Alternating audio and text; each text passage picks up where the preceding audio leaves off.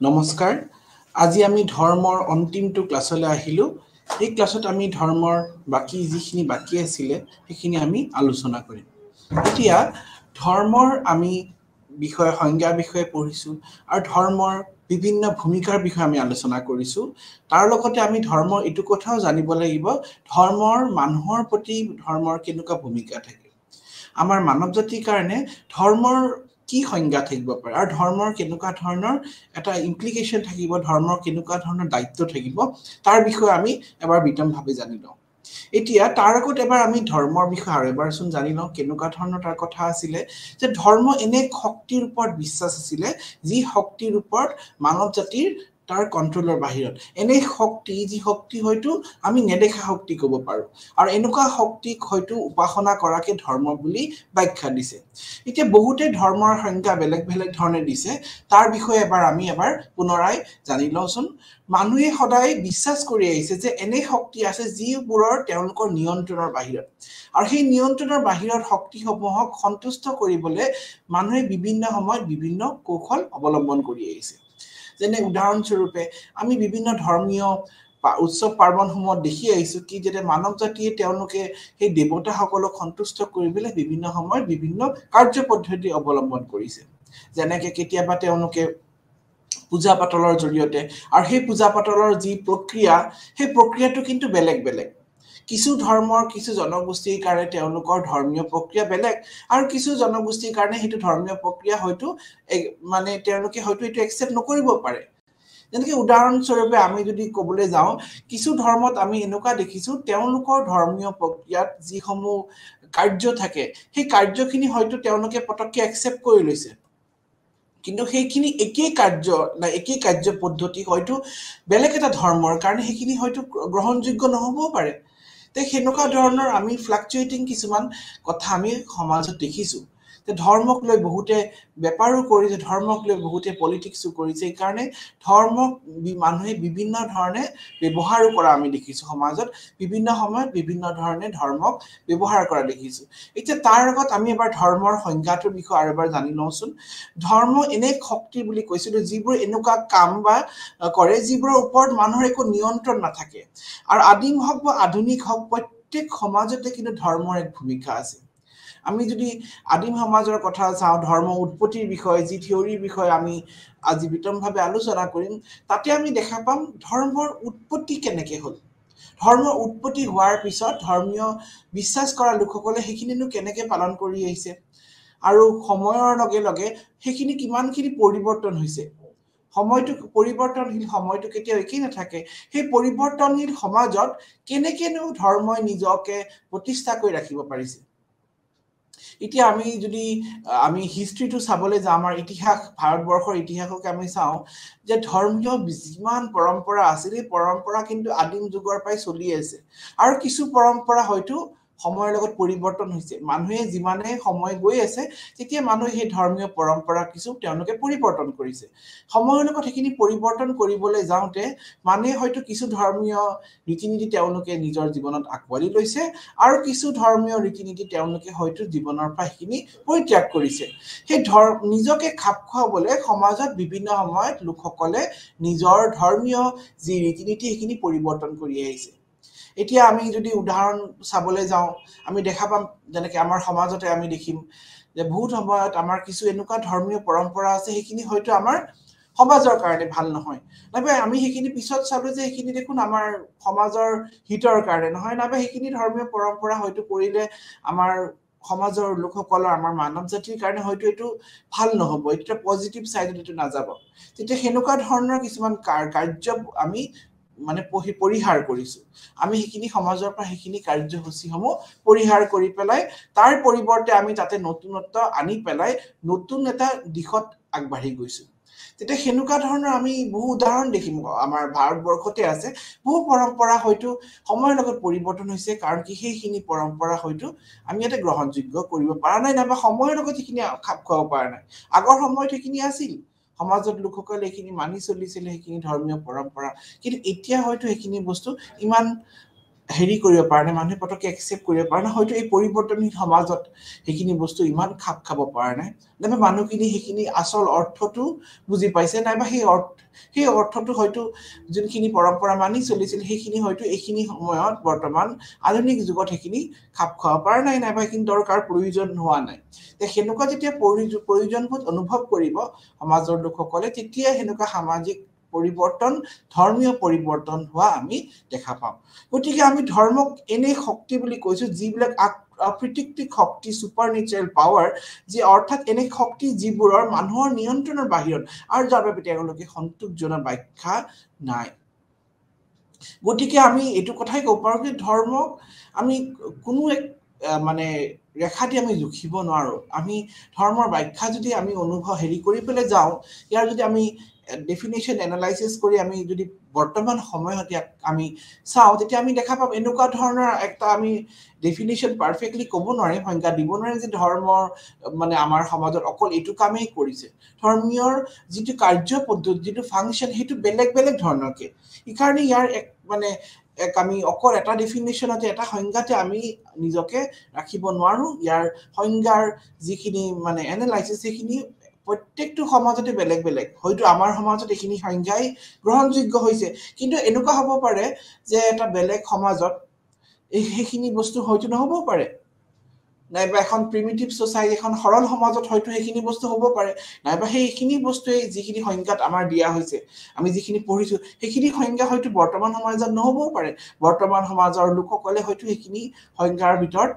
নিজকে খাপ খুৱাব নোৱাৰিব পাৰে, নাইবা সেইখিনি আমি পৰিৱৰ্তন দেখিছো। যিখিনি ধৰ্মীয় ৰীতি নীতিৰ ওপৰত যিখিনি পৰিৱৰ্তন হয়তো এইখিনি সময়ত আমি এই যুগত দেখা পাইছো, তেতিয়া সেই যিটো সংজ্ঞাৰ কথা মই কৈছো, সেই সংজ্ঞাটো হয়তো তাৰ ডেফিনেশ্যনটো ইয়াতে খাপ নাখাবও পাৰে। গতিকে ইয়াৰ বাবে আমি এনে শক্তিক, মানৱ জাতিয়ে এনে শক্তিক ভয় কৰা আৰম্ভ কৰিলে,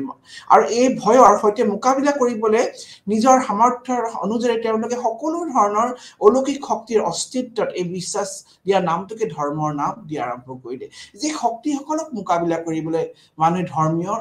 ধৰ্ম এই শক্তিসমূহক যি কাৰ্য, সেই ধৰ্মৰ নাম দিয়া হ'ল।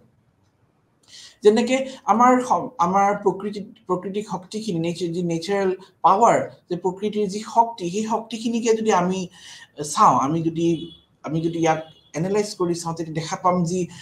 মানে শক্তি আছে, শক্তি হয়তো মানৱৰ বাহিৰত। কিছুমান এনেকুৱা শক্তি আছে প্ৰকৃতিৰ, সেইখিনি বস্তু আমি কেতিয়াও কৰিব নোৱাৰো,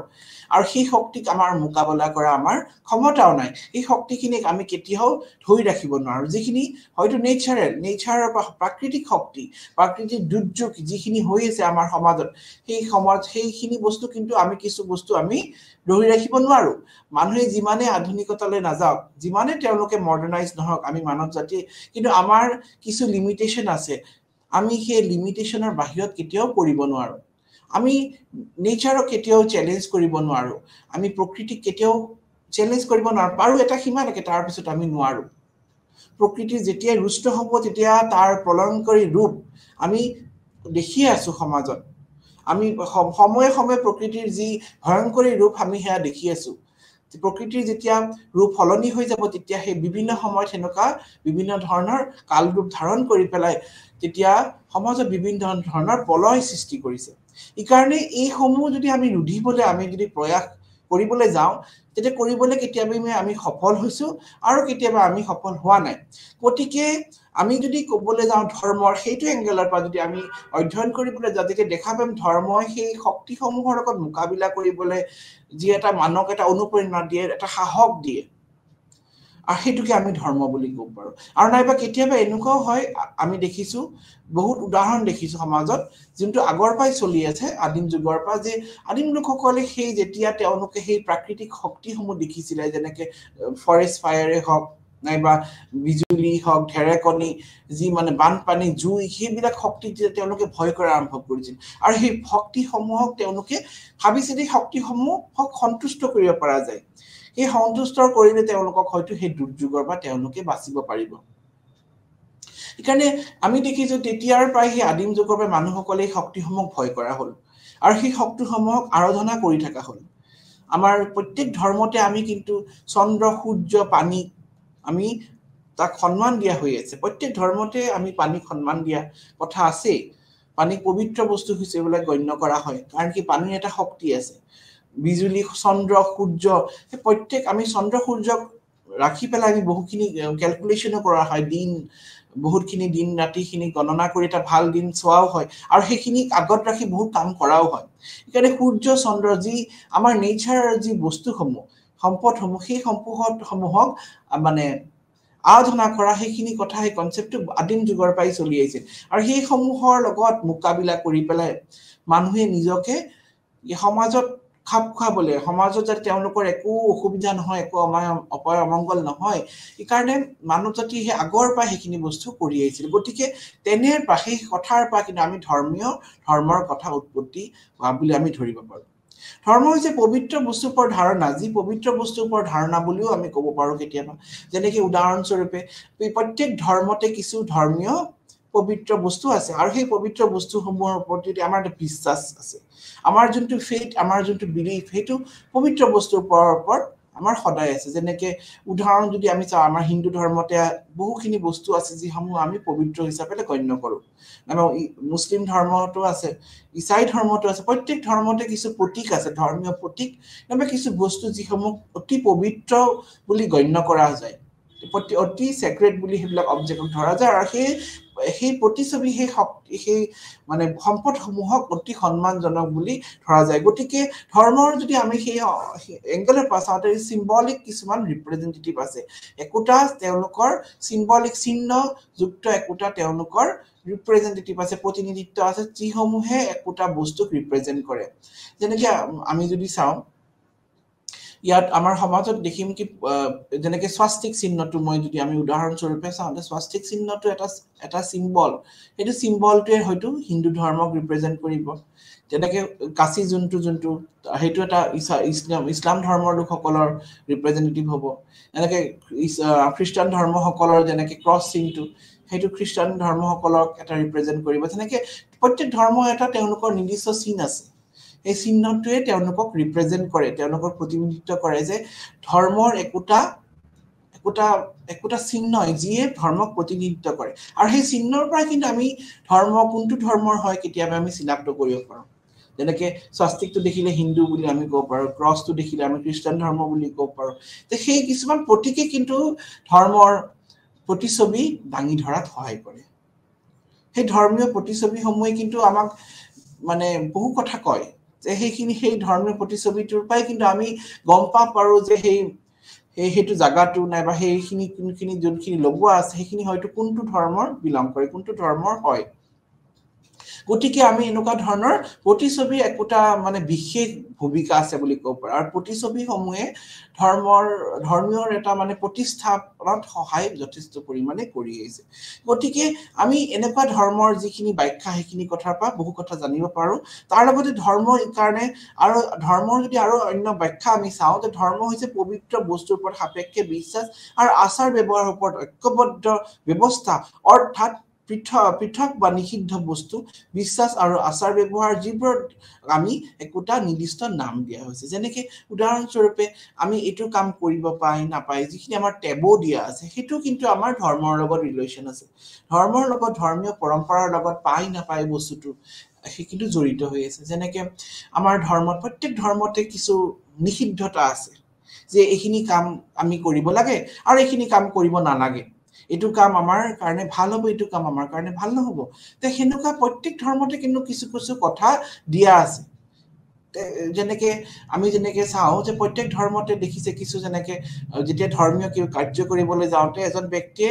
শুদ্ধি হ'ব লাগিব তেওঁ পুৰা সাফাকে হৈ যাব লাগিব সাফা কাপোৰ পিন্ধি সাফা শুদ্ধ বস্ত্ৰ পিন্ধি তেওঁ নিজকে গা পা ধুই সেইখিনি যিখিনি নিয়ম আছে সেইখিনি তেওঁ কেতিয়াও উলংঘন কৰিব নাই প্ৰত্যেক ধৰ্মতে এইখিনি কথা বেসিক কথাখিনি আছে ক্লিননেস সেইখিনি কথা মানি চলি পেলাই যাব লাগিব নাইবা কিছু ধৰ্মীয় ৰীতি-নীতি আছে যি পৰম্পৰা সেইখিনি হয়তো প্ৰত্যেক ধৰ্মত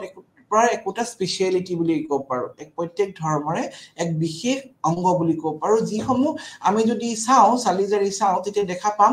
যে সেই ধৰ্মীয় যি নিষিদ্ধ আজ্ঞা সেই নিষিদ্ধ আজ্ঞাখিনি যদি আমি ভংগ কৰো আৰু নাইবা নিষিদ্ধতা যদি আমি ভংগ কৰি পেলাই যাওঁ আগবাঢ়ি যাওঁ তেতিয়া কি হ'ব সমাজৰ বাহিৰত কৰা হ'ব কামটো সমাজৰ বাহিৰত এইখিনি কাম কৰা বুলি ধৰা হ'ব গতিকে আমি সেনেকুৱা ধৰণৰ কাৰ্যৰ পৰা সদায় নিজকে বিৰত ৰাখিব লাগে গতিকে আমি যদি চাওঁ ধৰ্ম হৈছে আচলতে মানুহৰ উচ্চ শক্তিৰ ওপৰত বিশ্বাস আজিবোৰে প্ৰকৃতি আৰু মানৱৰ গতিপথ নিৰ্দেশনা আৰু নিয়ন্ত্ৰণ কৰে বুলি বিশ্বাস কৰা যায় আমি ক'ব পাৰো তাৰ পৰা এইটো আমি এটা সংজ্ঞাৰ পাই এনেকে ধৰণে যদি সংজ্ঞাটো আমি এনালাইসিস কৰি চাওঁ জেমছ ফ্ৰেজাৰৰ তেতিয়া আমি দেখা পাম তেওঁ যোনটো মানে সংজ্ঞা দিছে সেই সংজ্ঞাটো যদি আমি চাওঁ তেতিয়া তেওঁ কৈছে কি মানৱ শক্তি ধৰ্ম হৈছে আমি উচ্চ শক্তিৰ ওপৰত বিশ্বাস সেই উচ্চ শক্তিৰ ওপৰত আমি এনেকে ধৰণে বিশ্বাস কৰিব লাগিব সেই উচ্চ শক্তিয়ে যাতে আমাক কন্ট্ৰোল কৰিছে সেই কন্ট্ৰোলৰ ওপৰত যদি আমাৰ এটা ফেথ থাকিব আৰু লগতে আমি নেচাৰক ৰেসপেক্ট কৰাটোকে আমি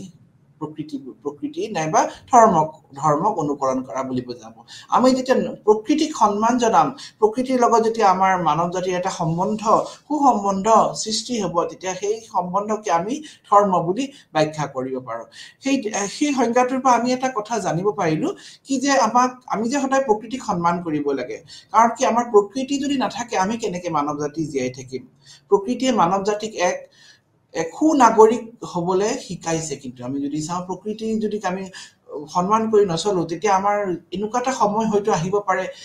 যিখিনি সময়ত প্ৰকৃতি ৰুষ্ট হৈ পেলাই মানৱ জাতিৰ ওপৰত বিভিন্ন ধৰণৰ কাল ৰূপ হিচাপে প্ৰহাৰ কৰিব পাৰে যেনেকৈ উদাহৰণস্বৰূপে আমি যে গছ বন কাটি মানুহে তহিলং কৰিছে পাহাৰৰ গছ কাটিছে তাৰ কাৰণে ভূমিস্খলন হৈছে সেইটো কাৰণে আমি যদি চাওঁ যে ইনডাইৰেক্টলি আমি ভগৱানক দুখ দি ধৰ্মক দুখ দি লাভ নহব আমি যদি হেতু চাওঁ আমি নেচাৰে আমাৰ গড প্ৰকৃতি আমাৰ কাৰণে ভগৱান ধৰ্ম কাৰণ কি আমি প্ৰকৃতিক যদি অসন্মান কৰো প্ৰকৃতি তাৰ উল্টা এটা ফল আমাক দিব আৰু তাৰ কাৰণে আমি নিজে সাফাৰ কৰিব লাগিব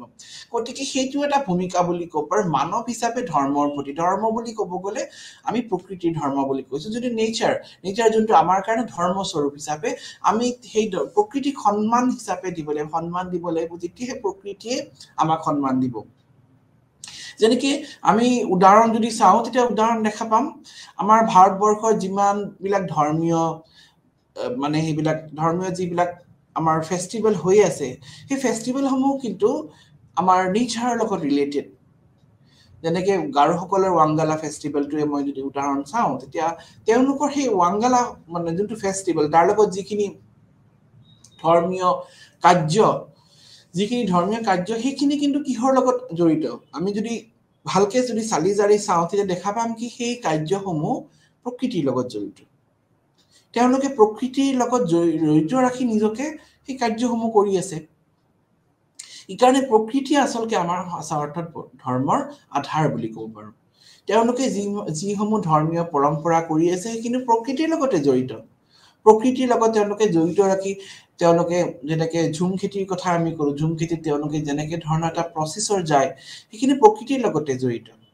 আৰু প্ৰকৃতিৰ পৰাহে আমি মানৱ জাতি জীয়াই আছো প্ৰকৃতি নহলে আমি কেনেকৈ জীয়াই থাকিম মানৱ জাতিৰ অস্তিত্বৰ ওপৰত সংকট আহি যাব আমি যদি প্ৰকৃতিক সন্মান নিদিওঁ এনে ধৰণৰ পৰিস্থিতি ভৱিষ্যত প্ৰজন্মলৈ গৈ আছে যিখিনি সময়ত মানৱ জাতিৰ অস্তিত্ব হয়তো নোহোৱা হৈ যাব পাৰে এই কাৰণে আমি প্ৰকৃতিক ধৰ্মৰ লগত তুলনা কৰিব পাৰো কাৰণ কি প্ৰকৃতিয়ে মানৱ জাতিৰ মানে অস্তিত্ব ৰক্ষা কৰাত বহুখিনি সহায় কৰি আহিছে আৰু ভৱিষ্যতলৈও কৰিব যদি আমি প্ৰকৃতিক সন্মান জনাওঁ তাৰ পিছত আমি এইটোকে ক'ব পাৰো যে ধৰ্মই আজি বিভিন্ন প্ৰতিষ্ঠানৰ ৰূপ ধাৰণ কৰিছে আমি অকল আমি ধৰ্মীয় প্ৰতিষ্ঠান বুলি ক'ব নোৱাৰি কাৰণে যেনেকৈ মই উদাহৰণটো দিলো ধৰ্মৰ মানে নেচাৰৰ লগত ৰিলেটেড এইটো আমাৰ এটা মানে আমি অকল মানে ধৰ্মীয় প্ৰতিষ্ঠানকে বুলি আমি আগুৰি ৰাখিব নোৱাৰো যেনেকৈ আমাৰ নামঘৰটোৱে ক'লো অসমীয়া সমাজৰ যিটো নামঘৰ সেই নামঘৰটো অকল আমি মানে এটা ধৰ্মীয় অনুষ্ঠানতে আমি ৰাখিব নোৱাৰো এইটো এটা সামাজিক অনুষ্ঠানো হয় এটা ৰাজনৈতিক অনুষ্ঠানো হয় য'ত বিভিন্ন ধৰণৰ যি মানে আমাৰ ৰাজনীতি যিখিনি চলি আছে যিখিনি গাঁও সমাজত বিশেষকৈ যিখিনি আলোচনা হয় যিখিনি তেওঁলোকৰ সমাজত যদি আমি ৰাজনীতি দিশৰ পৰা চাওঁ যিখিনি তেওঁলোকৰ মানে সত্ৰাধিকাৰ ডিসিশন সেইখিনি তেওঁলোকে খুবেই ৰেসপেক্ট কৰে নাইবা গাঁৱত যিখিনি ধৰি লওক কিবা যদি অপায় অমংগল হৈ গ'ল কাবাৰ যদি তেওঁলোকৰ মানে গাঁৱত কিবা প্ৰবলেম হ'ল তেতিয়া আগৰ সমাজত এতিয়াও আছে নোহোৱা নহয় তেওঁলোকে প্ৰথমতে এনেকুৱা সত্ৰাধিকাৰ তাত গৈ পেলাই তেওঁলোকে এইখিনি সুবিচাৰ লৈছিলে নাইবা সব লোকসকলে নামঘৰত একগোট হৈছিলে সত্ৰাধিকাৰ বুলি নহয় নামঘৰত গোট হৈ পেলাই একগোট হৈ পেলাই তেওঁলোকৰ গাঁওবুঢ়া নাইবা যি মানে বয়োজ্যেষ্ঠ লোকসকল যি সমাজৰ বয়োজ্যেষ্ঠ লোকসকল আছে তেওঁলোকে একগোট হৈ পেলাই গাঁৱৰ নামঘৰত বহি পেলাই তেওঁলোকে এটা সুবিচাৰ কৰিছিলে সেই দৃষ্টিকোণৰ পৰা যদি আমি চাওঁ তেতিয়া আমি ক'ব পাৰোঁ যে নামঘৰটো অকল ধৰ্মীয় অনুষ্ঠানেই নহয় ইয়াত এটা ৰাজনীতিক এটা ল এণ্ড অৰ্ডাৰ জড়িত হৈ আছে ধৰ্মই সমাজখন চলাত সহায় কৰি আছে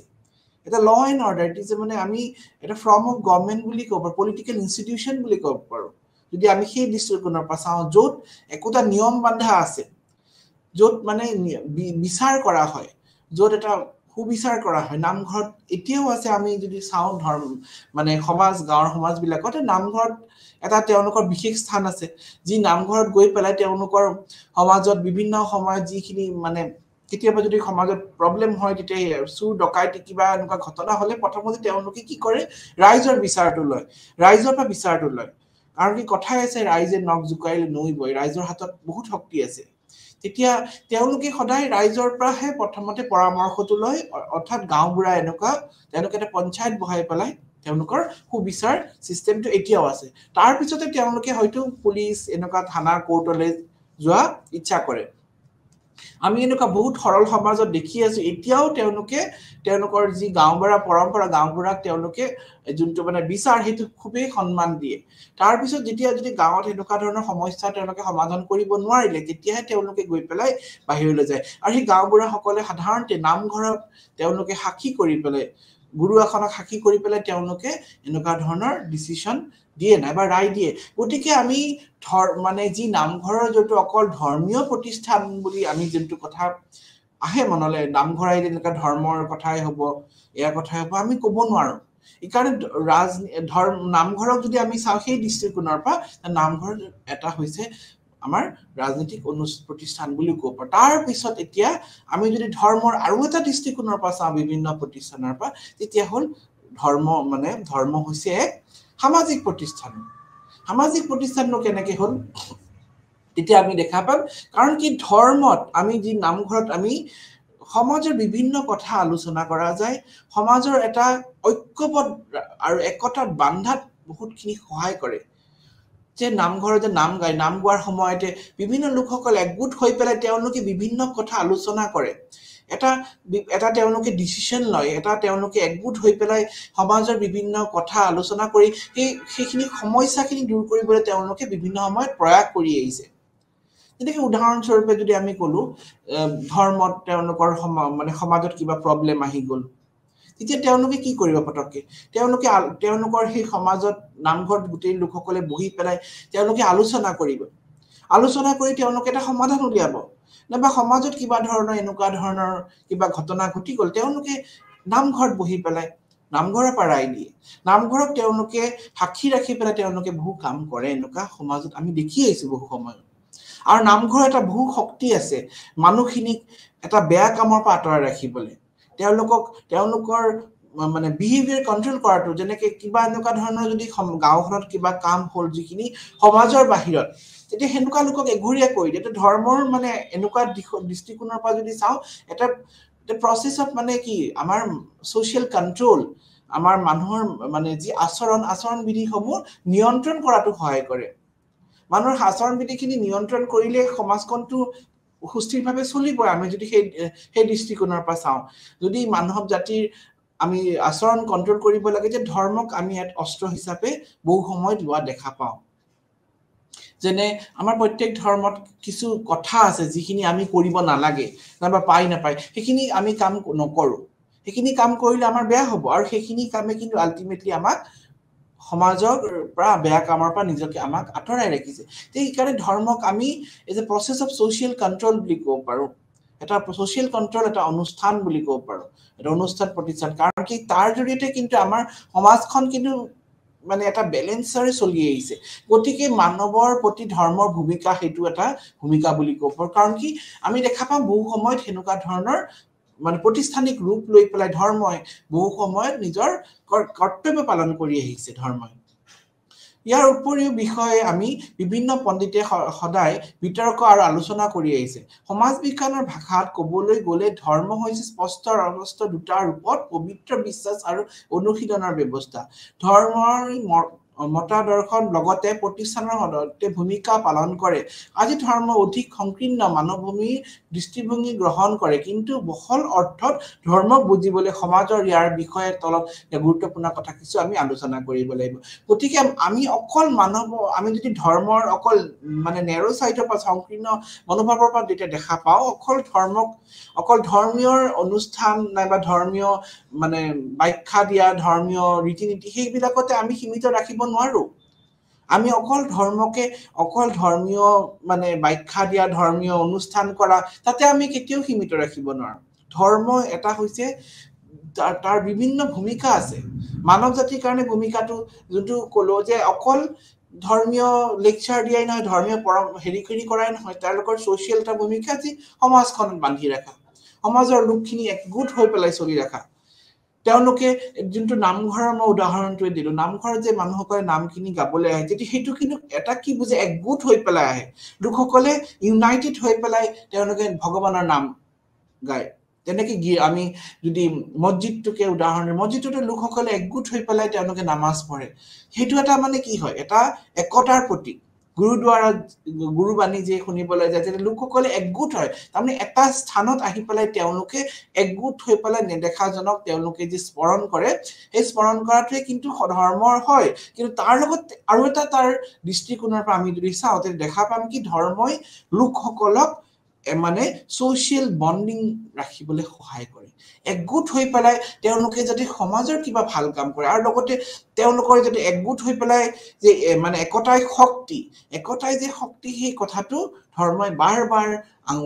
আঙুৱালি আমাক মানে দেখুৱাই দিছে আমাক ধৰ্মই প্ৰত্যেকবাৰ সেইটো কথা স্পষ্টকে দেখুৱাই দিছে কি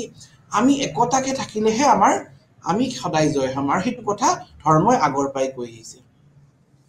ইকাৰণে আমি যদি চাওঁ মানৱ জাতিৰ ভূমিকাৰ হিচাপে তাৰপিছত প্ৰথমটো আমাৰ আহিছে সংস্কৃতি পৰিচয় দিয়াৰ ক্ষেত্ৰত এজন ব্যক্তিৰ বাবে ধৰ্মই গুৰুত্বপূৰ্ণ ভূমিকা পালন কৰিছে প্ৰতিটো ধৰ্মৰ উৎসৱ পৰম্পৰা পৌৰাণিক কাহিনী আৰু যিবোৰ দেশৰ স্পষ্ট আৰু অস্পষ্ট ঐতিহাসিক অংশ হিচাপে গঠন কৰে এইদৰে এই ঐতিহাসিক ৰক্ষাৰ বাবে ধৰ্মৰ অৰিহণা যোগায় আৰু লগতে দেশৰ বৈচিত্ৰ্য বৃদ্ধি কৰে গতিকে আমাৰ যোনটো উদাহৰণ আমি উদাহৰণটো ভাৰতবৰ্ষৰ কথাই আমি ক'ব পাৰো কাৰণ কি ভাৰতবৰ্ষ এনেকুৱা এখন দেশ য'ত ইমান বৈচিত্ৰ্যৰ মাজত ঐক্য আছে ইউনিটি ইন ডাইভাৰ্চিটি যোনটো আমাৰ কনসেপ্টটো আমি ভাৰতবৰ্ষৰ ক্ষেত্ৰত আমি ধুনীয়াকে স্পষ্ট হিচাপে দেখা পাৰো আৰু সেই কাৰণে ইয়াত কিন্তু ধৰ্মই অতি গভীৰ চাপ ৰাখি থৈছে ধৰ্মই ইয়াৰ ক্ষেত্ৰত মানে ভাৰতবৰ্ষত লোকসকলৰ যে বৈচিত্ৰতাৰ মাজত যে ঐক্য সেই কথাটো কিন্তু আমাক স্পষ্টকে দেখাত দাঙি ধৰিবলৈ সহায় কৰিছে যে সাংস্কৃতিক পৰিচয়নো কি এতিয়া কালচাৰেল আইডেন্টিটি যোনটো মই ক'ব বিচাৰো ইয়াত সেই কালচাৰেল আইডেন্টিটিৰ ক্ষেত্ৰত কিন্তু ধৰ্মই গুৰুত্বপূৰ্ণ পালন কেনেকে কৰিছে আমি যদি চাওঁ উদাহৰণস্বৰূপে যদি দেখা পাম কি আমাৰ ধৰ্মত যিসমূহ ধৰ্মৰ প্ৰত্যেক ধৰ্মৰ এজন ব্যক্তিৰ একোটা পোছাক আছে একোটা নিৰ্দিষ্ট পোছাক আছে হয়তো তেওঁ সেই পোছাকটো কেতিয়াও পৰিধান নকৰে কিন্তু যেতিয়া তেওঁ ধৰ্মীয় কাৰ্য কৰিবলৈ আগবাঢ়িব নাইবা ধৰ্মীয় যিখিনি পৰম্পৰা নাইবা কেতিয়াবা যদি ফেষ্টিভেল এনেকুৱা পূজা পাতল হেনেকুৱা থাকিব নাইবা হেনেকুৱা বিশেষ যেতিয়া ফেষ্টিভেল থাকিব তেতিয়া সেই ব্যক্তিজনে হয়তো সেই বিশেষ ধৰণৰ পোছাক পৰিধান কৰিব আৰু সেই বিশেষ পোছাকে কিন্তু এটা সংস্কৃতিৰ চহকী বুলি ক'ব পাৰি সেই পোছাকজোৰে কিন্তু আমাৰ সংস্কৃতিৰ পৰিচয় দেখায় যেনেকে উদাহৰণস্বৰূপে আমি দেখা পাওঁ আমাৰ ইয়াতে যেনে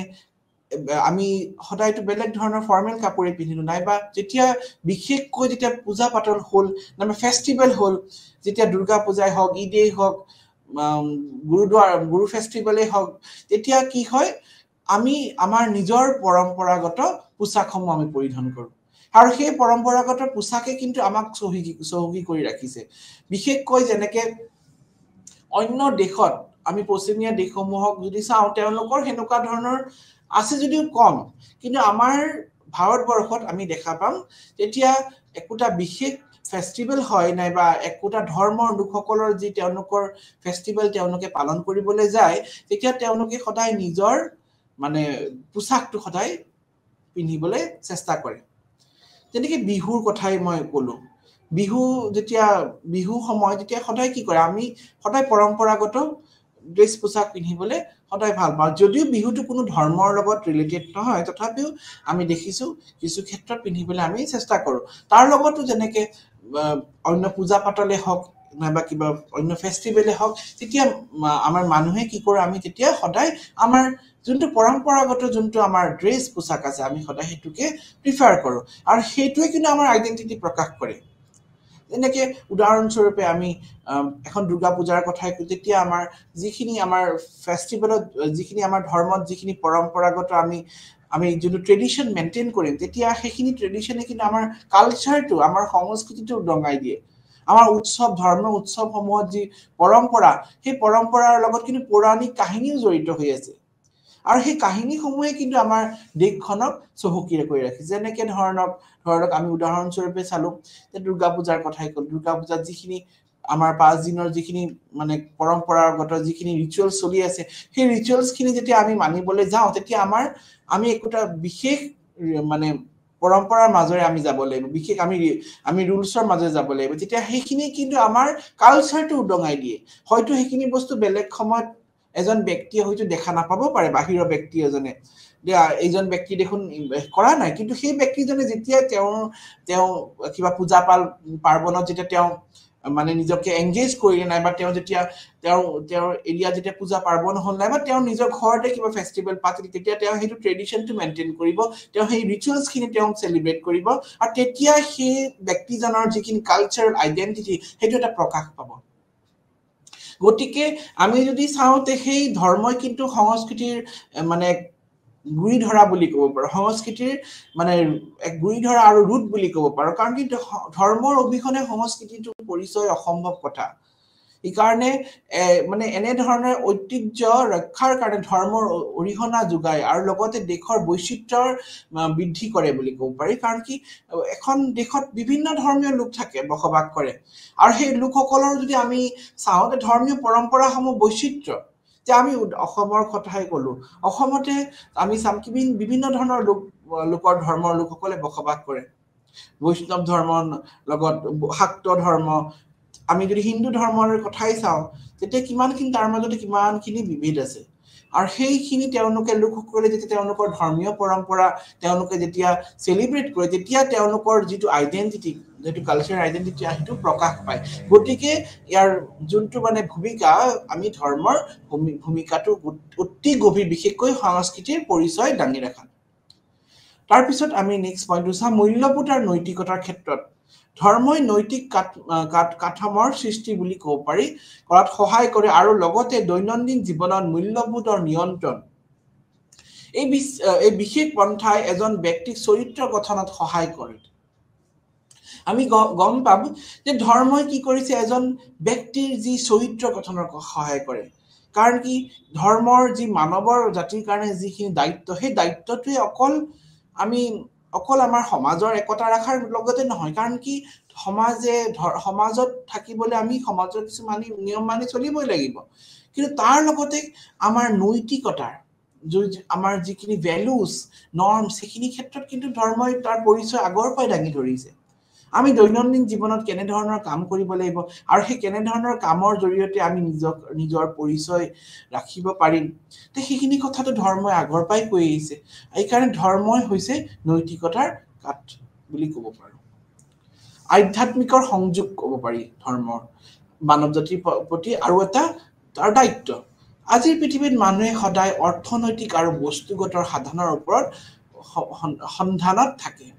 আমি দেখিছো প্ৰত্যেক সমাজতে মানুহে সদায় বস্তু কেন্দ্ৰিক ইমান মেটেৰিয়েলিষ্টিক হৈ গৈছো আমি আৰু এই মেটেৰিয়েলিষ্টিকৰ কাৰণে আমি সদায় বস্তুগত মানে সাধনত ইমানেই ব্যস্ত কি আমি নিজকে পাহৰি গৈছো বহু সময়ত মানুহে নৈতিকতা পাহৰি যায় তেওঁলোকে ইমানেই বস্তু কেন্দ্ৰিক হৈ গৈছে সমাজত কি আমাৰ ধৰ্মীয় যিখিনি ভ্যালু সেইখিনি মানুহে পাহৰি গৈছে মানুহে সোসাইটিৰ ভ্যালুখিনি পাহৰি গৈছে ধৰ্মৰটো আমি বাদেই দিলো তে হেনুকা বহু ক্ষেত্ৰত মানুহসকল ইমান মানে সেলফ সেন্টাৰ্ড হৈ গৈছে তা আমি দেখিছো তাৰ কাৰণে তেওঁলোকৰ এটা যে ৰোল আছে তেওঁলোকৰ যেটা ভূমিকা আছে মানুহ হিচাপে তেওঁলোকৰ মানৱীয় যে যিখিনি গুণ আছে সেইখিনি নোহোৱা হৈ গৈ আমি বহু সময় দেখি আহিছো আমাৰ দৈনন্দিন জীৱনত নিয়ন্ত্ৰণ হিচাপে কাম কৰা এক পৰম শক্তি বুলি বিশ্বাস গঢ় লৈ তোলাৰ ধৰ্মটোৱে গুৰুত্বপূৰ্ণ ভূমিকা পালন কৰে এইদৰে প্ৰাৰ্থনা জপ গীত আদিৰ উপাদানসমূহে আধ্যাত্মিক বন্দনাৰ সৃষ্টি কৰে আৰু কল্যাণৰ স্বৰূপ বুলি ক'ব পাৰো যেনেকে মই ইয়াত ক'ব পাৰো ধৰ্মই অকল মানুহক বেয়া কামৰ পৰা আঁতৰাই নাৰাখে যে এইটো কাম মানে তেওঁৰ বেয়া কামৰ পৰা আঁতৰাই পেলাই সমাজখনক এক সুস্থিৰ সমাজ জীয়াবলৈ অকল প্ৰেৰণা নিদিয়ে তাৰ লগতে কিন্তু অন্য কথাও আছে আধ্যাত্মিক সংযোগৰ ক্ষেত্ৰতো কিন্তু ধৰ্মই অতি গভীৰ দায়িত্ব পালন কৰি আহিছে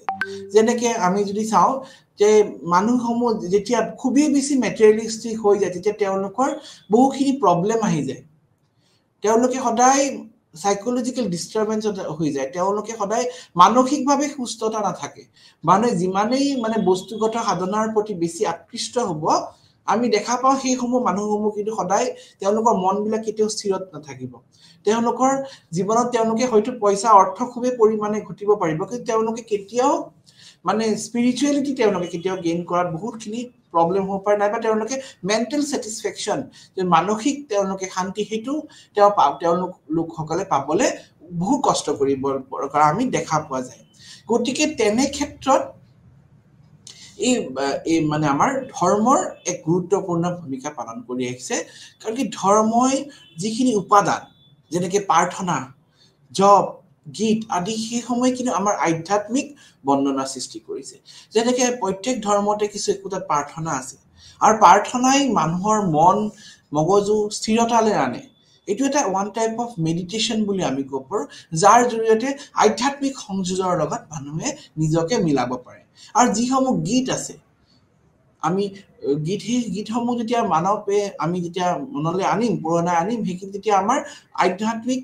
বান্ধনত আমি সৃষ্টি হ'ম আৰু সেই সৃষ্টিসমূহে কিন্তু মানৱ জাতিৰ যি অস্থিৰতা মানৱ সমাজত যিটো অস্থিৰতা হৈ আছে সেই অস্থিৰতাৰ পৰা কিন্তু আমাক মানৱ জাতিক অতি পৰিমাণে সহায় কৰিব তৰাত তাৰ পিছতো আমি পইণ্টটো চাওঁ প্ৰতিটো ধৰ্মই নিজৰ দৰ্শনৰ প্ৰচাৰ কৰে আৰু ইয়াৰ মূল কথাটো সদায় জনসাধাৰণৰ কল্যাণ আৰু সুস্থতাটোৱে হৈছে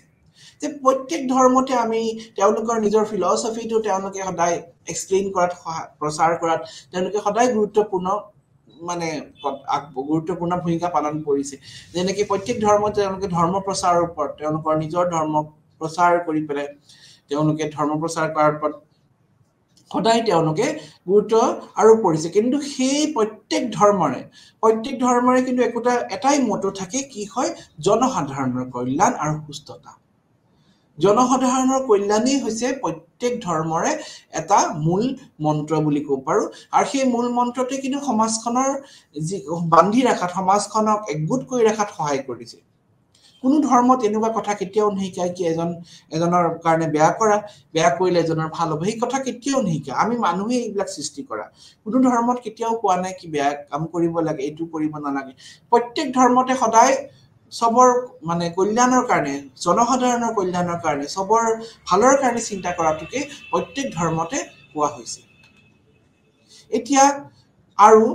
আমি অন্য ধৰ্মৰ তত্ত্বসমূহ এবাৰ আলোচনা কৰিলো এতিয়া ধৰ্মীয় তত্ত্বসমূহৰ বিষয়ে আমি জানিলে আমি গম পাম কি ধৰ্মীয় তত্ত্বসমূহৰ বিষয়ে বহুত ধৰণৰ ধাৰণা দিছে এতিয়া আমি যদি মুখ্য যোনটো ধাৰণা যে ধৰ্মৰ উৎপত্তিনো কেনেকৈ হ'ল ধৰ্মৰ উৎপত্তিনো কেনেকৈ আহিল আৰু ধৰ্মৰ উৎপত্তি তাৰ লগত কি তত্ত্ব জড়িত হৈ আছে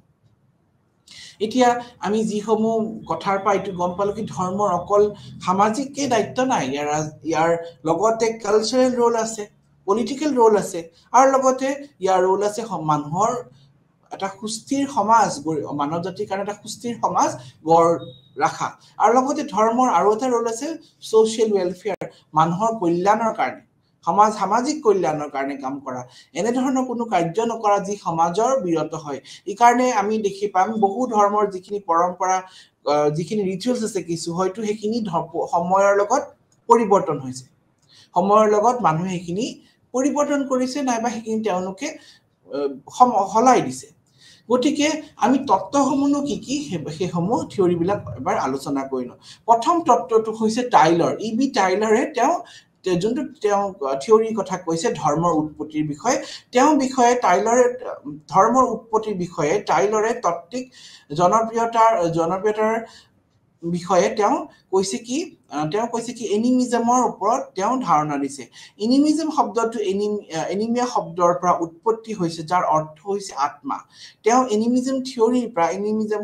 শব্দৰ পৰাই শব্দটোৰ অৰ্থ হৈছে এনিমিয়া আৰু তাৰ অৰ্থ হৈছে আত্মা তেওঁৰ যোনটো ধৰ্মৰ উৎপত্তিৰ ধাৰণা সেইটো আত্মাৰ ওপৰত বেছ কৰি হৈছে সোল কনসেপ্ট অফ সোলৰ ওপৰত টাইলৰে ধাৰণা দিছে গতিকে ধৰ্মৰ উৎপত্তিৰ বিষয়ে টাইলৰে যি তত্ত্ব বা জীৱবাদৰ তত্ত্বৰ মূলত আত্মাৰ ওপৰত বিশেষ বিশ্বাসৰ ওপৰত গঠিত গতিকে যি তেওঁৰ তত্ত্ব সেই তত্ত্বটো হৈছে জীৱবাদ আৰু লগত আত্মাৰ ওপৰত বিশ্বাসৰ ওপৰত তত্ত্ব আত্মা এক এনেকুৱা শক্তি বুলি তেওঁ ধাৰণা কৰিছে যিসমূহ শক্তি হয়তো মানৱৰ দেহৰ পৰা যেতিয়া ওলাই যায় সেই দেহসমূহৰ পৰা ক্ৰিয়া কৰা বন্ধ কৰি দিয়ে গতিকে আদিম যুগত যেতিয়া লোকসকলে দেখিছিল মানুহৰ দেহৰ পৰা এনে শক্তি যেতিয়া ওলাই যায় তেতিয়া মানুহৰ মৃত্যু হয় আৰু সেই শক্তিকে তেতিয়া তেওঁলোকে উপাসনা কৰিলে যে তেওঁলোকে দেখিলে সেই শক্তি যেতিয়া মানৱ দেহৰ পৰা ওলাই যায় তেতিয়া মানুহসকলৰ কোনো কৰ্ম কৰাৰ কাৰণে তেওঁলোকে যোগ্য নাথাকে তেওঁলোকে লাইফলেছ হৈ যায় তেতিয়া হেনে শক্তিৰ ওপৰত তেওঁলোকৰ ওপৰত বিশ্বাস আহি গ'ল আমি দেখা পাম টাইলৰৰ মতে ধৰ্মৰ ধাৰণাটো মানে আত্মা বিদায়ী আত্মাৰ ওপৰত আদিম জাতিসকলে পূজাৰ পৰাই বিকাশিত হৈছে টাইলৰৰ এনিমিজম তত্ত্ব অনুসৰি আদিম মানুহে সদায় হৃদয়ৰ বাহিৰে জীৱিত মানুহ আৰু মৃত মানুহৰ মাজত কোনো শাৰীৰিক পাৰ্থক্য আৱিষ্কাৰ কৰিব পৰা নাছিল টাইলৰৰ মতে তেওঁ সেইটো কথা ক'লে কি আদিম যুগত মানুহসকলে জীৱিত মানুহ আৰু মৃত মানুহৰ মাজত পাৰ্থক্য যদি চাবলৈ যায় তেওঁলোকে এটাই পাৰ্থক্য হৈছিল হৃদস্পন্দ যেতিয়া হৃদস্পন্দ বন্ধ হৈ যায় তেওঁলোকে মৃত্যু বুলি ঘোষণা কৰিছিল নাইবা মৃত্যু ভাবিছিল যেনেকে আজিও বৰ্তমানো আমি ধৰিব পাৰো কিন্তু সেইখিনি সময় যিহেতু অন্য সাধন নাছিলে তেতিয়া হৃদস্পন্দ বন্ধ হোৱা মানে এজন মানুহৰ মৃত্যু হোৱা বুলি ভাবিছিল টাইলৰৰ এনিমিজম তত্ত্ব অনুসৰি আদিম মানে হৃদয়ৰ বাহিৰে অন্য মানে তেওঁলোকে হৃদয়ৰ বাহিৰে জীৱিত আৰু মৃত মানুহৰ মাজত কোনো শাৰীৰিক পাৰ্থক্য আৱিষ্কাৰ কৰিব পৰা নাছিল ইমানেই টাইলৰ মতামত আছিল যে ইয়াৰ ফলত আদিম মানুহবোৰে বিশ্বাস কৰিছিল যে জীৱিতসকলৰ ভিতৰত কিবা এটা আছে যে ব্যক্তিৰ কাৰ্যকলাপ উদ্যোগ দিয়ে সেই ব্যক্তিজনৰ এনে ধৰণৰ কিছু শক্তি আছে সেই যি শক্তিসমূহে এজন ব্যক্তিক জীয়াই থাকিবলৈ সহায় কৰে আদিম মানে বিশ্বাস কৰিছে জীৱিতসকলৰ ভিতৰত কিবা এটা আছে যিয়ে ব্যক্তিৰ কাৰ্যকলাপ উদ্যোগ দিয়ে সেই শক্তিসমূহৰ কাৰণে সেই ব্যক্তিজনে নিজৰ কাৰ্যখিনি কৰিব পাৰিছে সেই এক্টিভিটিজখিনি কৰিব পাৰিছে সেই মানৱ দেহৰ মাজত এনে শক্তি আছে যি শক্তিসমূহৰ কাৰণে কাৰ্যকলাপখিনি কৰিব পাৰিছে আৰু সেই সোলটো যেতিয়া ওলাই যায় তেতিয়া দেহৰ পৰা যেতিয়া এই শক্তিখিনি নিষ্ক্ৰিয় হৈ যায় নাইবা সেই শক্তিখিনিৰ পৰা মানুহসকল বিৰত হৈ মানুহৰ মৃত্যু হয় তেতিয়া সেই কথাটোৰ পৰাই আমাৰ মানে ধৰ্মৰ উৎপত্তি হোৱা বুলি তেওঁ ধাৰণা কৰিছে ইয়াৰ অনুপস্থিতি ইয়াক স্থিতি বুলি তুলিছে আৰু তাৰ ফলত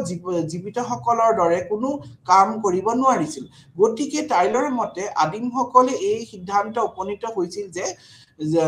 হৈছিল আৰু প্ৰতিফলিত কৰিছিল যে তেওঁলোকৰ মানৱ শৰীৰৰ দুটা অংশ ইয়াৰবোৰ শৰীৰৰ অংশ আনবোৰ আধ্যাত্মিক অংশ বুলি তেওঁ ধাৰণা কৰিছিল তেওঁ এইকাৰণে যেতিয়া তেওঁ টাইলৰে ধাৰণা কৰিলে কি আদিম কালৰ পৰা যিসমূহ পূজা পাতল আমি এতিয়াও কৰি আহিছো তাৰ উৎপত্তি হৈছে সোল কনসেপ্ট অফ সোল তেওঁ আদিম লোকসকলে এই সোলৰ আত্মাৰ ওপৰত বিশ্বাস কৰিছিল আৰু ভাবিছিল কি আমাৰ দুই ধৰণৰ আমাৰ বডি আছে এটা বডি সোল এটা ফ্ৰী সোল বুলি কৈছিলে অৰ্থাৎ মানৱ শৰীৰ অৰ্থাৎ শৰীৰৰ অংগ আৰু আধ্যাত্মিক অংগ টাইলৰ এনিমিজমৰ থিওৰি মতে মানৱৰ শৰীৰৰ আধ্যাত্মিক অংশবোৰ আত্মা বুলি তেওঁ জ্ঞাত কৰিছে আত্মা হৈছে মানৱ শৰীৰৰ আধ্যাত্মিক অংশ যেতিয়া মানৱ শৰীৰৰ পৰা ওলাই যায় তেতিয়া মানৱজনৰ মৃত্যু হয় আৰু এই আধ্যাত্মিক অংশটোৱে হৈছে আমাৰ ধৰ্মৰ উৎপত্তি গতিকে টাইলৰ যোনটো আমাৰ থিওৰি ধৰ্মৰ যি তত্ত্ব সেইটো হৈছে আত্মাৰ ওপৰত বিশ্বাস তাৰ নেক্সট থিওৰিটো হৈছে আমাৰ তত্ত্বটো হৈছে মেৰিটৰ ধৰ্মৰ উৎপত্তি প্ৰাক এনিমিষ্টিক পৰ্যায়ৰ পৰা হৈছে প্ৰাক এনিমিষ্টিক পৰ্যায়ৰ অৰ্থ হৈছে এনিমিজম বাদৰ আগৰ সময় যিখিনি প্ৰি এনিমিষ্টিক সময় বুলি কৈছে মেৰেটৰ মতে এই প্ৰাক এনিমিষ্টিক পৰ্যায় হৈছে প্ৰতিটো ধৰ্মীয় বিশ্বাস অনুশাসন আৰু সম্পূৰ্ণ ধৰ্মীয় জীৱনৰ উৎপত্তি এই প্ৰাক এনিমিষ্টিক পৰ্যায়ক এনিমিষ্টিজম বুলিও কোৱা হৈছে এই যেনেকে প্ৰাক এনিমিষ্টিজম থিওৰি মতে তেওঁ কৈছে এনিমিজম থিওৰি মতে হৈছে যেতিয়া মানুহৰ উৎপত্তি আৰম্ভ হ'ল যেতিয়াৰ পৰা আদিম যুগৰ পৰা যেতিয়া মানৱসকলে যেতিয়া তেওঁলোকে সেই শক্তিসমূহ জুই পানী পাহাৰ পৰ্বতৰ ওপৰত তেওঁলোকে দেখিলে তেওঁলোকক সেই জুইৰ শক্তিটো তেওঁলোকে অনুভৱ কৰিলে ঢেৰেকণি বিজুলী সেই শক্তিসমূহক পূজা পাতল কৰাটোৱে প্ৰায় কিন্তু হয় পূজা পাতল যিটো কৰা আৰম্ভ কৰিলে সেই প্ৰচেছটোকে পিছত ধৰ্মত ৰূপান্তৰিত হ'ল প্ৰথমতে ভয় তাৰপিছত পূজা পাতল তাৰপিছত সন্তুষ্ট কৰা যোনটো তেওঁলোকৰ প্ৰয়াস সেই প্ৰয়াসটোৱে পিছত ধৰ্মৰ আকৃতি লোৱা বুলি ক'ব পাৰি মেৰেটৰ মতে আদিম লোকসকলে সমগ্ৰ ধৰ্মীয় জীৱনত জন্ম হৈছে তেওঁলোকৰ কিছুমান ব্যক্তিহীন অব্যক্তিক অলৌকিক শক্তিৰ ওপৰত বিশ্বাস কৰা যিয়ে সকলো ব্যক্তিৰ ওপৰত বাস কৰে তেওঁ কয় যে এই সকলোবোৰ এনিমিজম শব্দৰ অধীনত গোট বুলি ক'ব পাৰি গতিকে ধৰ্ম উৎপত্তি মেৰেটৰ তত্ত্ব মূলতঃ প্ৰতিটো সজীৱ আৰু নিৰ্জীৱ বস্তুৰ ওপৰত জীৱনৰ বিশ্বাসৰ ওপৰতে গঠিত তেওঁৰ মতে কৈছে প্ৰত্যেকটো এনিমেট আৰু ইনিমেট অবজেক্টৰ যিখিনি ওপৰত বিশ্বাস যেনেকৈ আমি পানীকো আমি পবিত্ৰ বস্তু হিচাপে গণ্য কৰোঁ যেনেকৈ আমাৰ হিন্দু ধৰ্মত সৰ্পক পবিত্ৰ বস্তু হিচাপে গণ্য কৰা যায় ঠিক তেনেদৰে কিছু ধৰ্মত হয়তো কিছু বস্তু অতি পবিত্ৰ হিচাপে গণ্য কৰা যায় সেনেকে ধৰণে আমি জীৱ আৰু অজীৱ বস্তুৰ মাজত যিখিনি শক্তি আছে সেই শক্তিসমূহ বিশ্বাস হৈছে ধৰ্মৰ উৎপত্তিৰ মেইন কাৰণ বুলি ক'ব পাৰি গতিকে এই তত্ত্ব অনুসৰি ইয়াৰ উপৰিও গতিটো নিৰ্জীৱ বা বস্তুগতৰ এক বস্তুহীন অলৌকিক শক্তি গতিকে শিলৰ গুটিকে আমি ধৰিব পাৰোঁ হাড় নাইবা পাখি উদ্ভিদ পানী ইত্যাদি এই সমস্ত বস্তুৰ ওপৰত আমাৰ যিখিনি ভয় নাইবা যিখিনি এটা মানে তাৰ ওপৰত বিশ্বাস সেই বিশ্বাসসমূহে কিন্তু ধৰ্মত পৰিণত হ'ল যেনেকৈ শিলক মানুহে এতিয়াও পূজা কৰি আছে আগৰ পৰাই কৰি আছে যেনেকৈ পানীক পূজা কৰি আছে হয়তো হাড়কো কিছুমান জনগোষ্ঠীসকলে ধৰ্মৰ কাৰ্যত ব্যৱহাৰ কৰা যায় আমি দেখা পাওঁ বিভিন্ন ধৰ্মীয় কাৰ্যত হাড় কেতিয়াবা ব্যৱহাৰ হয় লগতে পাখি কিছু চৰাই পাখিসমূহ কেতিয়াবা খুব মানে পবিত্ৰ বস্তু হিচাপে কিছু জনগোষ্ঠীৰ মাজত অতি প্ৰচলন সেনেকে আমি দেখা পাম যিসমূহ বস্তু হয়তো জীৱিত হ'ব পাৰে নিৰ্জীৱ হ'ব পাৰে কিন্তু সেই বস্তুৰ ওপৰত মানুহৰ যিটা বিশ্বাস সেই বিশ্বাসটো অতি গভীৰ হয়তো সেই বস্তুৰ লগত কিছু নেচাৰৰ বস্তু জড়িত হৈ আছে যেনেকৈ পানী যেতিয়া আকাল হৈ মানুহৰ অৱস্থা নোহোৱা হৈ যাব পাৰে কাৰণ পানীৰ যিটো শক্তি সেইটো সময়ত আদিম যুগৰ পৰাই মানুহে অনুভৱ কৰিছিল যে পানী এনেকুৱা ধৰণৰ এটা শক্তি আছে যিটো অবিহনে মানুহৰ পৃথিৱীত বসবাস কৰা অতি কঠিন হৈ পৰিব গতিকে আমি ক'ব পাৰোঁ সেই শক্তিসমূহৰ যি বিশ্বাস সেই বিশ্বাসে কিন্তু ধৰ্মত পৰিণত ল'লে গতিকে এই শক্তিৰ প্ৰতি থকা এক ভয় আদিম কালৰ পৰাই মানৱ মনত গঢ় লৈ উঠিছিল আৰু এইদৰে তেওঁলোকে সদায় বিভিন্ন কাৰ্যৰ জৰিয়তে সেইসমূহ শক্তিক সন্তুষ্ট কৰিবলৈ সদায় প্ৰয়াস কৰিছিল গতিকে এই শক্তিসমূহ তেওঁলোকৰ মনত সদায় এটা ভয় ভাৱ সোমাই গৈছিল এই শক্তিসমূহক তেওঁলোকে যদি সন্তুষ্ট নকৰে এই শক্তিসমূহে তেওঁলোকৰ ওপৰত বিৰূপ প্ৰভাৱ পেলাব যেনেকৈ উদাহৰণস্বৰূপে বৰষুণৰ কথাই ক'লে বৰষুণক তেওঁলোকে পূজা কৰিছিলে পানীক অৰ্থাৎ সূৰ্য খুবেই গৰম হ'ল ৰ'দ খুবখিনি কোনোবা বছৰত হয়তো একেবাৰে শুকান হৈ গ'ল বৰষুণ নিদিয়া হ'ল ৰ'দৰ তাপ বাঢ়ি গ'ল তেওঁলোকে সূৰ্যক পূজা কৰা আৰম্ভ কৰিলে জুইক ভয় কৰা আৰম্ভ কৰিলে জুইক এনেকুৱা শক্তি আছিল জুইক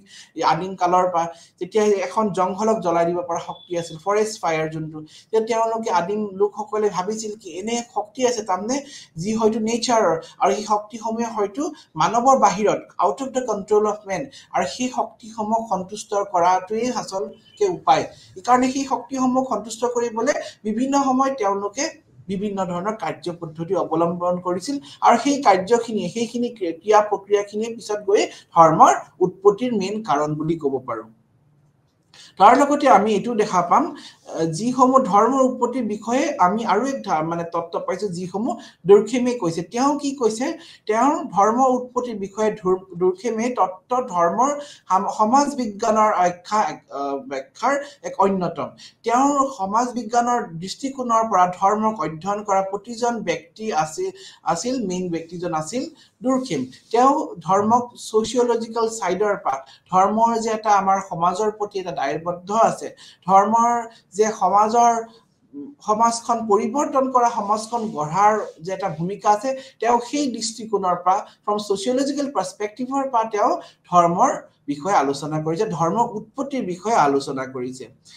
তেওঁ সমাজ বিজ্ঞানৰ দৃষ্টিকোণৰ পৰা ধৰ্মক অধ্যয়ন কৰা প্ৰতিজন ব্যক্তি প্ৰথম ব্যক্তিজন আমি কপাৰ দুৰ্খেমে বিশ্বাস কৰে যে সমাজ হৈছে ধৰ্মৰ মূল ধৰ্মৰ উৎপত্তি হৈছে সমাজৰ কাৰণে সমাজে ধৰ্মৰ হয়তো পৰিৱৰ্তন কৰিব পাৰে আৰু হয়তো এনেকুৱা হ'ব পাৰে যদি সমাজ নাথাকে ধৰ্ম নাথাকিব আমি যে যোনখন সমাজত বসবাস কৰি আছো এই সমাজখনত যদি ধৰ্ম নাথাকে তেতিয়া ইয়াৰ কোনো হয়তো মানে সমাজখন অস্থিৰতালৈ বিৰাজ কৰিব আৰু ঠিক তেনে ধৰণে সমাজ যদি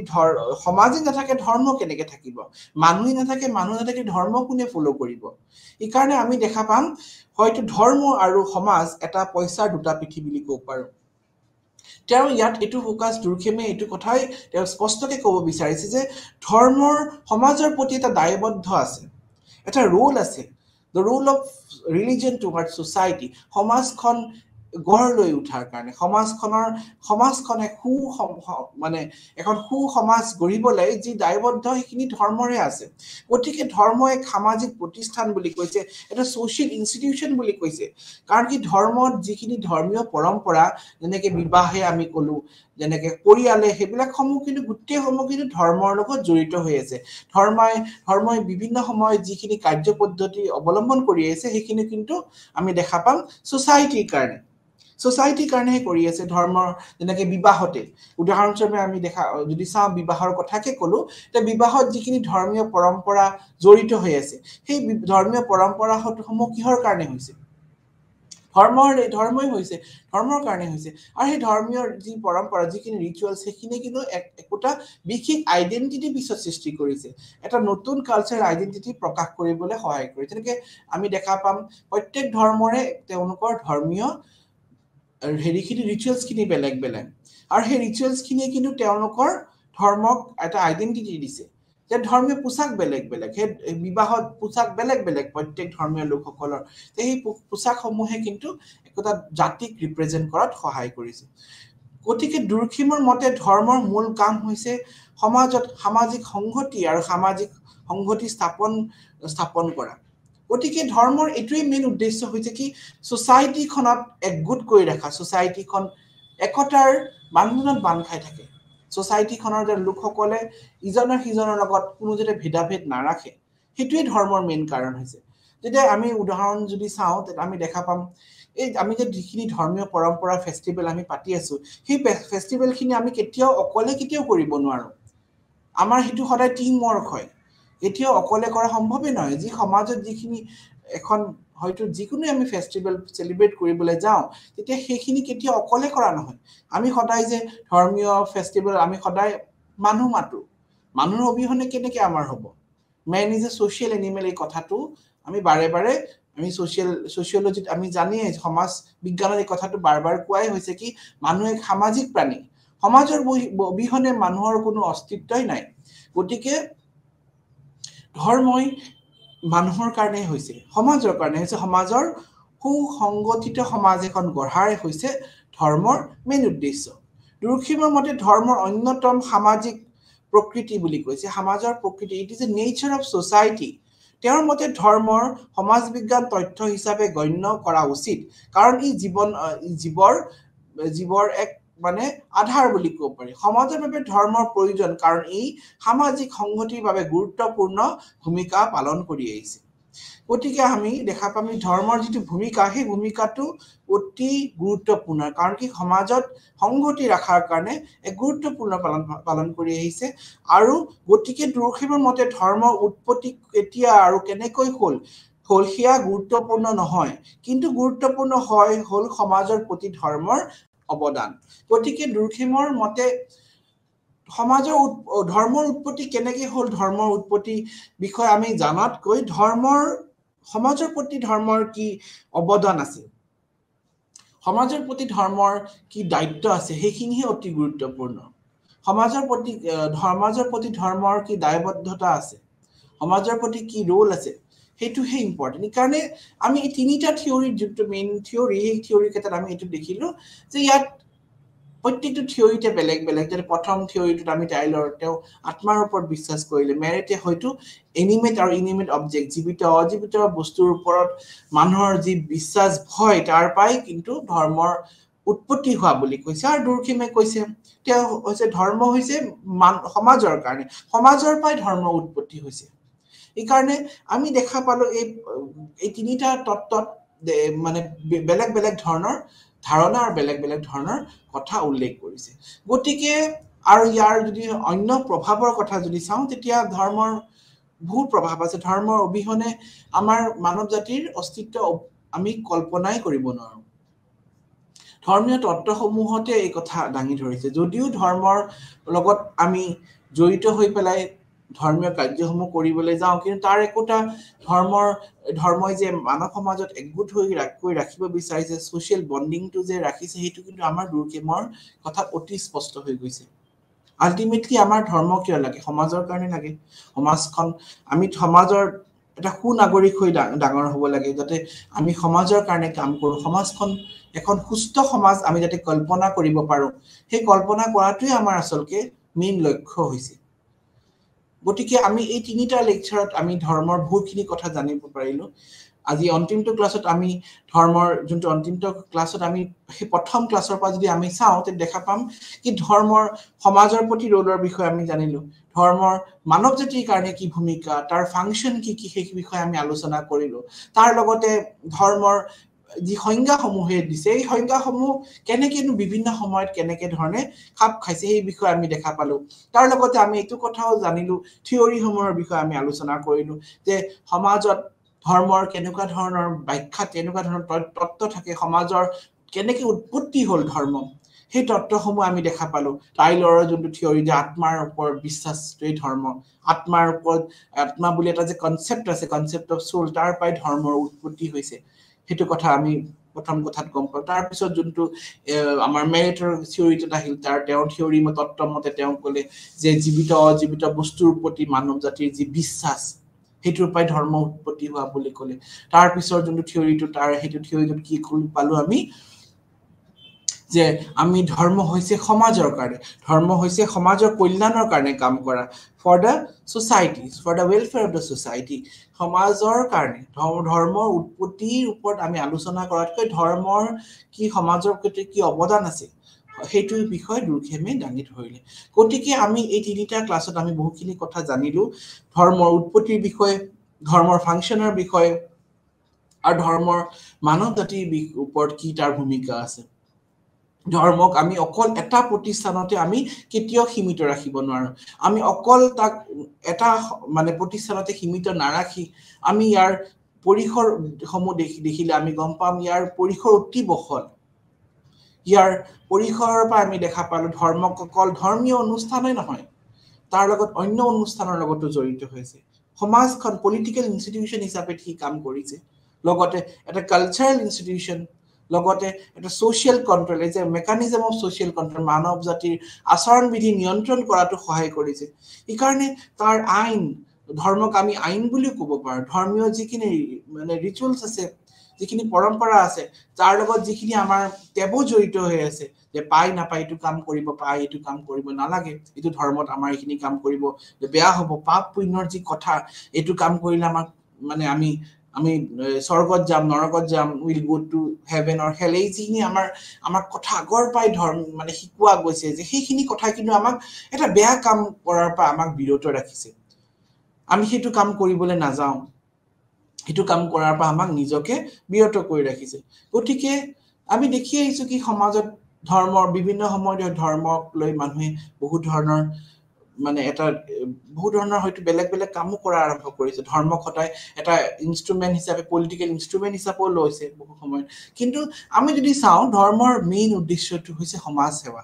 ধৰ্মীয় যি ৰিচুৱেলছ সেইটো আচলতে হৈছে আমি সমাজত এক সুস্থিৰভাৱে থকা সমাজখন ঐক্যবদ্ধৰে আগবাঢ়ি নিয়াটোৱে হৈছে ধৰ্মৰ মেইন কাৰ্য প্ৰত্যেক ধৰ্মৰ যিখিনি উদ্দেশ্য সেই উদ্দেশ্যৰ কথাখিনি আমি এই তিনিটা ক্লাছতে আমি আলোচনা কৰিছিলো কি প্ৰত্যেক ধৰ্মতে কৈছে কি সমাজ কল্যাণৰ কাৰণে সমাজৰ উন্নতিৰ কাৰণে সমাজখন ঐক্যবদ্ধ হৈ আগবাঢ়ি যোৱা কোনো ধৰ্মতে কেতিয়াও কোৱা নাই এই অন্য ধৰ্মক নিন্দা কৰা প্ৰত্যেক ধৰ্মতে কৈছে সমাজৰ কাৰণে কাম কৰা গতিকে ধৰ্মৰ যি ৰোল সেই ৰোলটো ভূমিকাটো অতি বহল অতি গভীৰ বুলি আমি ক'ব পাৰো কাৰণ কি ইয়াৰ অকল ধৰ্মীয় পৰম্পৰাতে সীমিত নাথাকে অকল ধৰ্মীয় পৰম্পৰাতে সীমিত নাথাকি আমি দেখা পাম ধৰ্মই হৈছে মানুহৰ এটা কালচাৰেল আইডেন্টিটি সাংস্কৃতিক মানে স্বীকৃতি দিয়ে বুলি এটা কালচাৰেল আইডেন্টিটি প্ৰদান কৰে গতিকে ইমানতে কৈ আজি মোৰ লেকচাৰটো সামৰি মাৰিলো ধন্যবাদ